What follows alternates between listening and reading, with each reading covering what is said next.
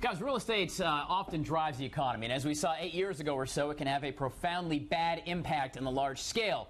But what about outside influences that can impact real estate? Since the closing of VC Sumner, the Columbia market, which normally carries about 3,000 homes, could be flooded with all these folks who are saying, I've got to sell my house and go to my next gig.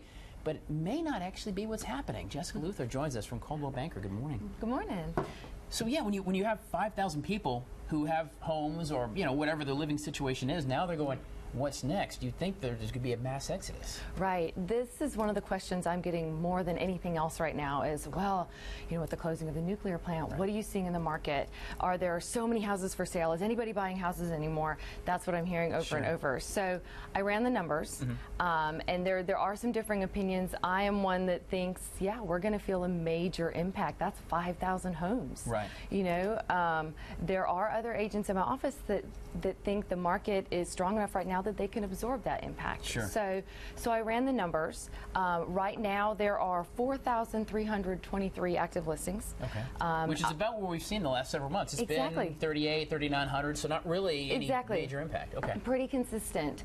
And then I looked specifically at kind of the Irmo, Ballantyne, Chapin, and Fairfield County areas as well. Sure. Because those are the areas closest to the plant where we're going to see. In Jenkinsville, the plant is, of course. Exactly. So right now there's 764 in that area. So I looked at specifically the last month. So it's been exactly 1 month since the plant closed. So in the month of August, 289 houses in those areas were listed.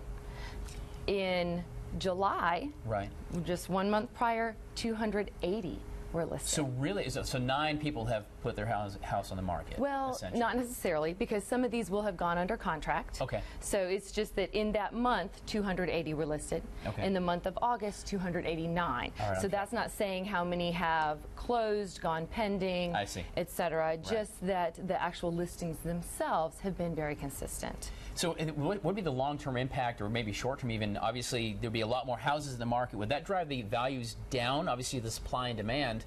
Right now, it's a hot market, not a lot of properties out there. If all of a sudden there's 1,000 new listings, that's going to drive the overall value down, become a buyer's market again, right?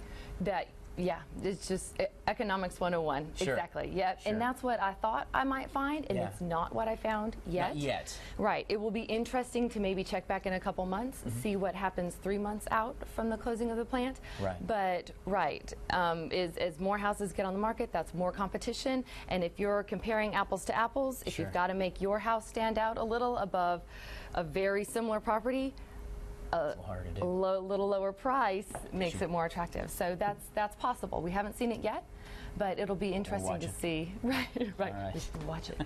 See what happens over time. Jessica Luther, Coldwell Banker Realty. Of course, we'll put links for it at abccolumbia.com. The impact of a major event like a closing of a nuclear power plant and how it can in fact impact real estate and, of course, the economy.